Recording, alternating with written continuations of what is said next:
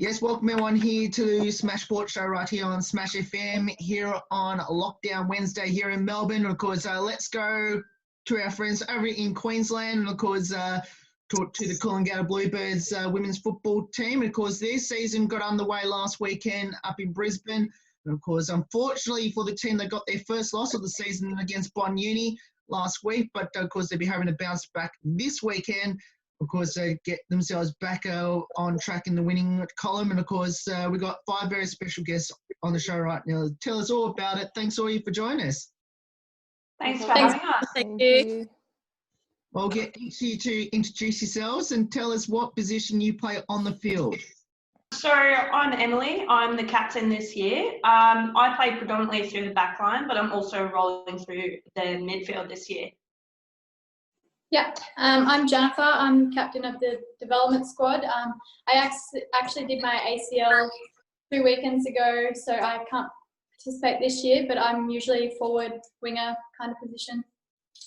My name's Maggie. I'm similar to Emily in being that half-back position and then rolling through the mids. Yeah, my name's Grace. I play pretty much mostly in defence, but this year they're sort of trying to work me around the midfield a bit and on the wing, so see how that goes. And my name's Kashaya. I'm usually called Keys, and I play on the wing role. Last week, I was first game back of the technically take 2 of the season. Obviously after the lockdown, all that up there in Queensland. How good, number 1, was it to get back on the field and play again? And number 2, tell us, a bit about the game against Bon Uni. I'll kick it off. So this week I played in our Birds squad. So we've got a Blue squad and a Birds squad. Our Blue squad is our seniors, Birds are the reserves. So the reserves, we actually had a thumping win over Bon this week, which was really exciting. So 1 win, 1 loss, I think was a great start. Sort of really telling of where we're at. We've got a lot to build on throughout the season, but it gave us a really good baseline to see where we're at after all the ISO training. We're obviously super lucky up here in Queensland to be playing footy this weekend. So it was just great to get out there with all of our mates and have fun, have a kick of the footy. Yeah, it was really good. ISO we didn't really do anything much in ISO, but it was good to get back out there. But we got a loss, which was upsetting because we thought we would go out there firing, but we both teams did come out firing, and yeah, it was good to get out there though and get some contact on, since it was the first time actually tackling someone before COVID. Yeah. Unfortunately, I wasn't at the game. I had to go away for the weekend, but Maggie, who's also in this group chat, actually took captaincy for the week, so I'm sure she'll be able to fill you in a bit on the Birds as well. Yeah, so the Birds team was really impressive, I think, over COVID. Even though we were quite separate initially with all the lockdowns, we still maintained quite a good positive rapport and activities and all that type of thing online, just to keep everyone engaged. And I think that continuity across both groups and the club has proven to be quite successful when we've come back to training, because everyone's just biting at the bit to play. And I guess I'm a New South Wales resident, so there's been problematic issues around borders and all that type of thing. So it was perfect timing, I guess, in terms of the weekend where we could actually cross the border with quite easily, which was nice. And yeah, getting back to that contact training. But in terms of our, I guess, secondary pre-season, it's been really great just having numbers at training, and everyone's just keen to get a run and I think be a part of the wider Cooley community, because it's been, I guess not ideal for the year, and then coming back, everyone's just super keen and appreciative that they can play. You know, we know that there's states out there that are in lockdown like Melbourne at the moment, and I'm originally a Victorian, so I can definitely see the pain of some of, fellow sportsmen down there keen to get back into it and disappointed that they're missing out on a 2020 season. So we're just really excited and grateful that we get an opportunity to play this year.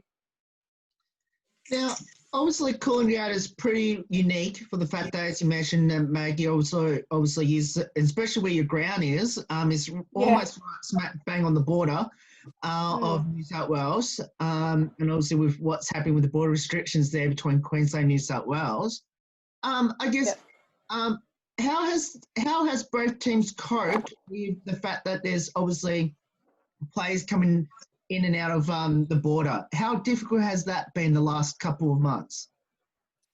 So we've had a really good opportunity to create a New South Wales hub with a neighbouring AFL community. So we've been stationed there prior to having access to come through the border. Obviously, we still need the permits and the like, but ultimately our coach has been really flexible in how we can attend training, and if we can make it up to Cooley one night or one Saturday, we kind of get the option to do both. It just dependent on permits and things like that.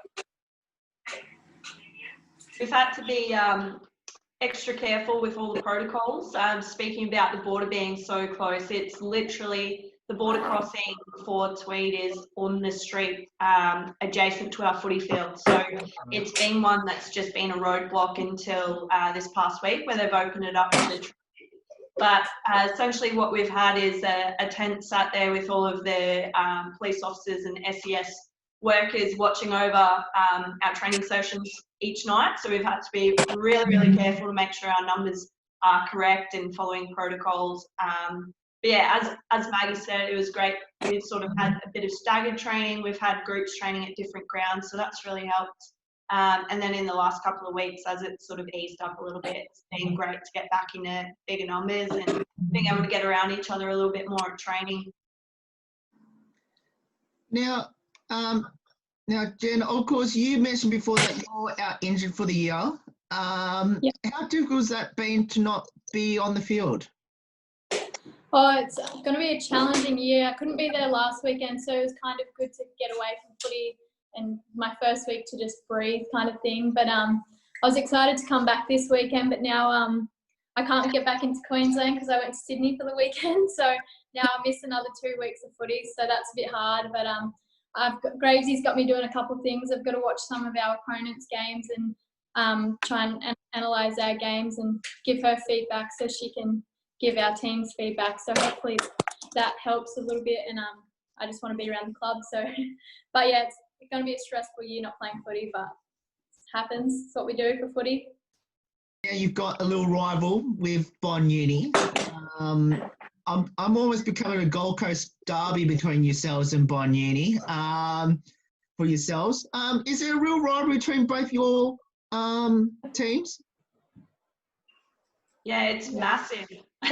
We've been the only team on the Gold Coast for our league for many years. So them coming in was a real fight for territory, I suppose. So when we came up against them a couple of years ago, it was exciting to verse another team that was nice and close. But yeah, obviously we now share all of the talent across the Gold Coast between two teams. So it lifts the talent pool and makes us all better for it. But yeah, it's probably one of our favourite rounds to verse them each time.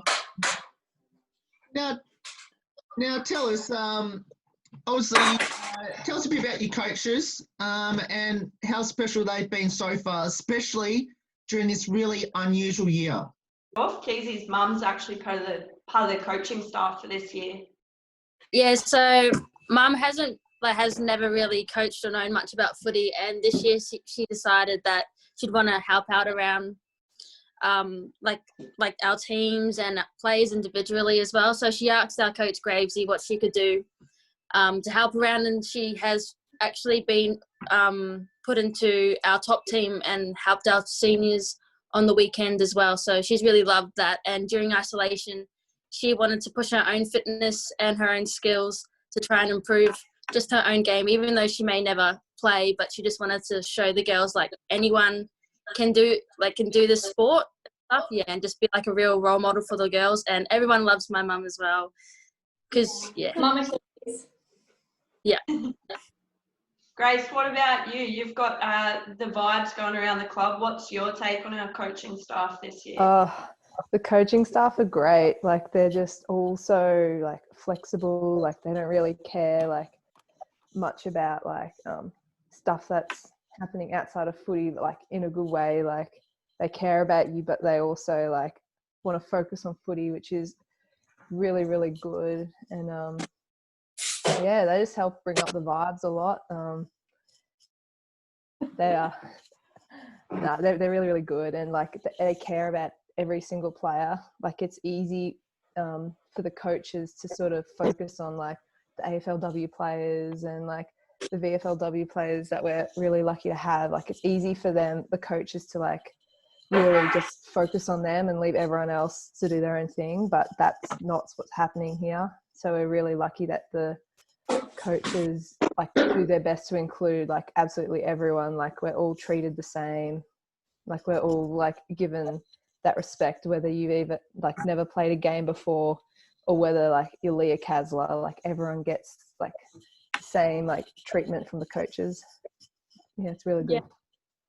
Yeah, I think there's a good mix of coaches this year. Like, we've got so many coaching staff, and there's not a head coach for like the resis, so they sort of alter. So it's like really good to get a mix of everyone and opinions from everyone. Because I've already learned so much this year, and I can see some of the girls that have played a few years and they've already learned a lot just from getting around different coaches and learning new things. And like Gracie especially, like, you just don't know how much of a footy brain she has until like you're coached under her. Like, I had no idea like I would be learning this much this quickly just under such a short amount of time under Gracie. So yeah, she's amazing. Yeah, I agree. I think because they're all quite consistent in their messaging as well, although they bring something to the table and have their own experience. I think with Graves' leadership, they're all kind of singing the same tune. So it's never, you're never confused, or, you know, things aren't being told one way and then differently the next. It's really consistent messaging across both teams. And yeah, I think it's just really inclusive and professional. I love it. Yeah, just to add what the girls have already said as well, I think if we had to like put it into one sentence about our coaching staff this year, it'd just be that they go above and beyond. Everything has just gone to the next level this year, and just as Maggie said, like, we're really a professional club this year in the way that we behave. Everything we do is elite, and the amount of effort that the coaches put in is just real testament to the club culture that Gravesy's really driven this year. And it's really exciting as a player to be developing underneath the coaching staff this year. How did everyone get involved in footy, and why did you choose it? I'm a true blue Victorian. I've relocated up here 2 years ago. Never played footy other than school, but the culture down there was primarily females play netball and the males play footy. So I was always around footy because the clubs typically would be a football netball club. My dad was a avid football player and life member of a country football club, and I'd been around it for years down there. And when I moved up here, it was just a great way to meet new people. And yeah, a footy club is just a huge netball club in a sense. And it was just amazing that they've got women on the map up here in terms of playing and pathways and all that type of thing. So just gave it a crack, and I think I love AFL, love watching it, love playing it, and this is my third year, so I'm not even through yet, my third year of playing, and just love it. And I can't wish more. I want everyone to play it, to experience it. I think people are scared of getting injured or getting tackled, but I think once they are hit or get tackled or just see how amazing the sport is, there's no turning back for a lot of people. I got involved in footy, same thing as Maggie, 3 years ago. I've had a few injuries and surgery in that time, so I've only played 20 games across the 3 seasons. So yeah, it's been a bit of a funny start for me, but it's so exciting to be a part of the game. I wish I got into it earlier. Grew up in a small country town, which was all NRL based. There was absolutely no following for AFL. It was laughed about for being a softer sport than NRL, and then you get involved in it and realise that it's just such a better game than NRL. You play a 360 degree game of footy, not just up and back a field. And the tackling, I think, is one of the biggest draw cards for women in sport. Like, we're taught at a young age that, you know, boys are rough and tumble and girls just smile and go along with it. But yeah, I think it's a real draw card. It is for myself, and yeah, it's just, I'll definitely be getting my kids into it, and I, similar to Maggie, I'm an advocate for it. Wish everyone got into AFL, and yeah. Yeah, so like I sort of I've grown up on the Gold Coast my whole life, but we've also watched AFL my whole life, but it wasn't really a thing that girls did. Like, I'll go kick a footy at the park and stuff. But then, like, about 4 or 5 years ago is like when it really started to gain traction, especially amongst like the junior ranks. And yeah, I just saw my cousin playing like footy down at Southport Sharks, and I thought, oh, I might like to have a go at this. And yeah, so I played a junior season, and then got too old for that, and then started playing open women's.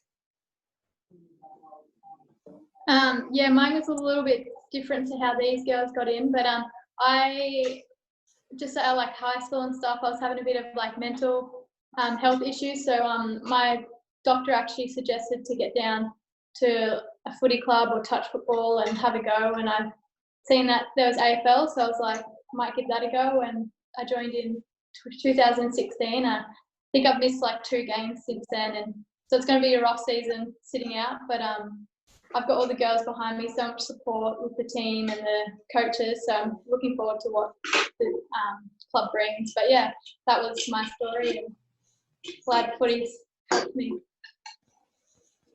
I've played touch my whole life. My family has played touch, and then when it started getting to like under 16s and stuff, we realised that you lose more money than you're gonna get, because touch you don't gain any money at all. So then I gave sevens a go, but at that time sevens wasn't very big in the women's. They just, like, I think the following year they just won the they were just in the Olympics as well, so then that's when it really kicked off.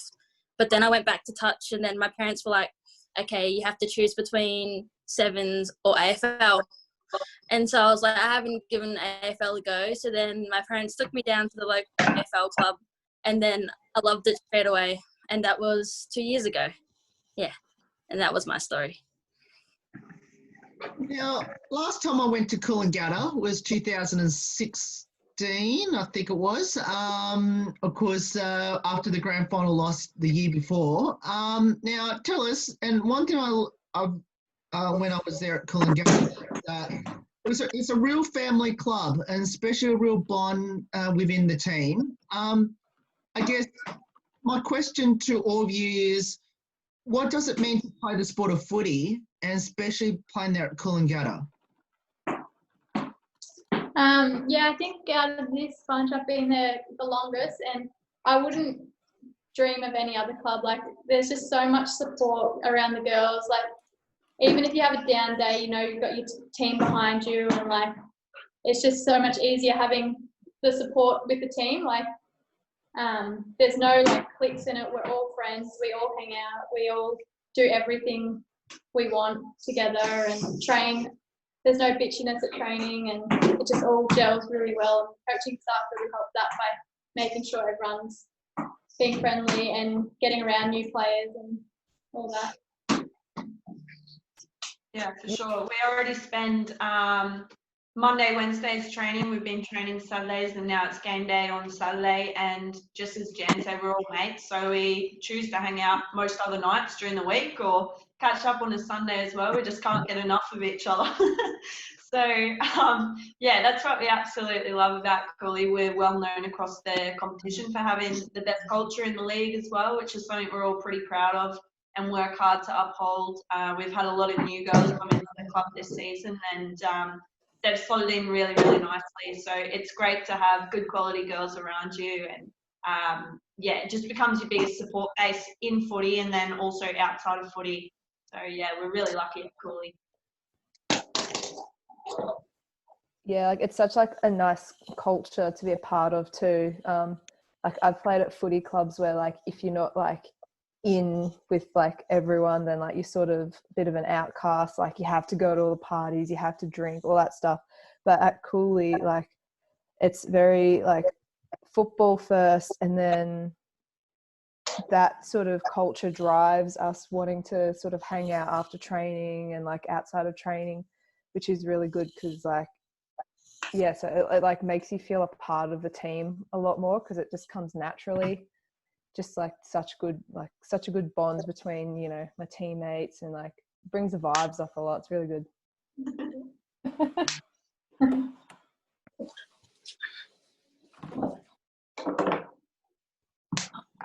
Sorry, do you want me to speak?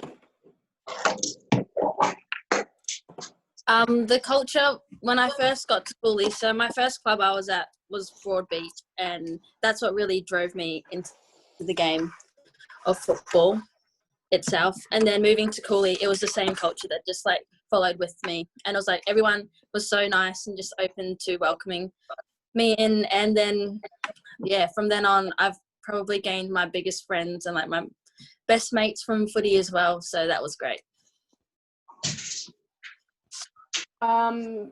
Being an hour and 10 minutes away, I guess, I'm still quite heavily involved in the local footy in Lismore as well. But in saying that, like I choose to play the best I can, being kind of at the tail end of my football career, I guess. So I'm just putting every foot forward, but at the same time, I wouldn't choose anywhere else I would want to play, more importantly, because of the culture. I think the atmosphere just permeates across every team member, like committee, and everyone's really supportive, and it's just, yeah, you see it on field because, yeah, our behaviour is so positive, and, yeah, there's no conflict. And it's just amazing on field to then come off the field and still have that appreciation for footy first. But yeah, it's definitely something that you'll probably never get at another club, I wouldn't think, because it is so positive and strong. So yeah, we've definitely built a great benchmark. Now, I know that Coolangatta has won a premiership. I can't exactly remember what year it was. I think it was 16 or 17. I can't remember what year exactly. Whoever was in that team, tell us how special was it to win that premiership? That was 2016. Actually, none of us were. I was emergency for the team. But for the girls as a group, like even just being on the sideline, like my heart was racing the whole time. It felt like you were on the field, just connected with all the players. But like it was such a special thing just to be a part of. And yeah, the girls, we still talk about that day a lot actually. But yeah, no, it's a very special moment for the club, and it's definitely brought like talent through, just people seeing that we won the cup. It brought talent from that day onwards, and yeah, it's been good. What would be your advice to our listeners and viewers out there that should get down to Coolangatta, especially to all our Queensland listeners? You've got literally nothing to lose and everything to gain. Coolangatta, hand on heart, is the best club to be at, especially across the Gold Coast. We love people to come down and watch us. We've got a pretty big support base this year, so we're getting a lot of numbers down to watch us from the sidelines, and then that grows a lot of interest, especially from the younger players, then wanting to get in on that and get involved. So as I said earlier, we've got a lot of girls that have come in fresh to the club this season, and we've got some new facilities being built at the club for next season, that is definitely going to draw in some more players. So everyone's welcome at Coolangatta, and that's the attitude that we've always had. So the more the merrier, and it brings up our talent at the club to have more girls getting around it as well. Now, we'll finish off with a couple light-hearted questions, which is, who's the comedian at Cooley? I would like to say me. No, I think I'm the annoying one. I'm the annoying one. Not so much funny, but definitely annoying. I reckon Keys is right up there too. She's a rat bag.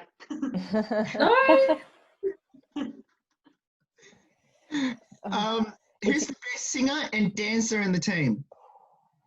I'm the best dancer. No, you or Lucy or Beck Eddie. Beck Eddie, I reckon. Dancer. She's a dancer. Beck Eddie. And Keys has got good voice. And so is Mama Keys, one of the coaches. Now, of course, I have to ask, any best personalities there at Cooley? Oh, there's such a mixture. It depends on what you're going for. If you're going for like Rachel. funny, Rachel Knowlesy, she's a good one. Rach Nolan. She gets around fun. You don't even have to, you just walk in and she makes you laugh. She's got the goofiest laugh I've ever heard, and it is the best thing. It's one of those laughs that just makes you laugh.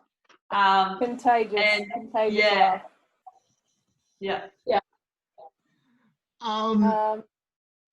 Now, what was the most embarrassing moment by anyone in the team this year so far? This year.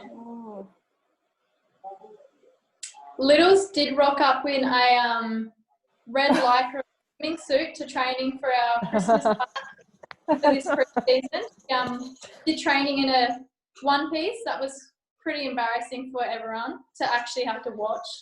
She did a break dance in it too, I think, and wasn't the nicest. Revealing. Not much left to the imagination, and that's why we love Littles.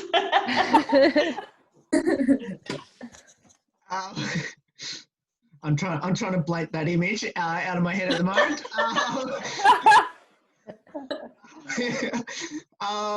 Now, of course, we'll finish off with one last one, which is, of course, I'm assuming the team has a pump-up song before a game to hype the team up before a game. Who's the person who's running that playlist, and what's the worst song on it?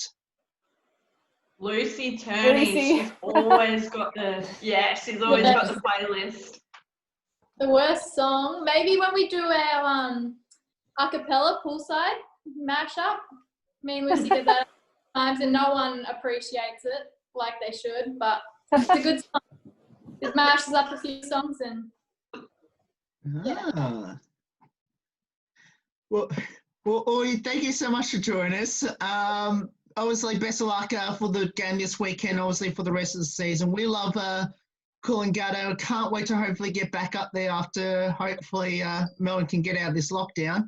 And hopefully support the mighty Bluebirds in 2020, hopefully. Definitely. We'd love to see you back up here supporting us, no doubt, in the grand final. Absolutely. Hopefully we'll be. The mark. Hopefully we can see Coolangatta win another premiership. Yes, 2 flags this year. 2 flags. Yeah. That's right. And thanks so much for joining us. Thank No you. problem. Thank you. No worries. And that's, of course, some of the players there for the Coolangatta Bluebirds. Make sure you get out there this weekend, of course, and support the mighty Bluebirds in 2020. And, of course, we'll put all the details up on their next game this weekend very soon. There's more on the Smash Sport show right after this. Don't go away.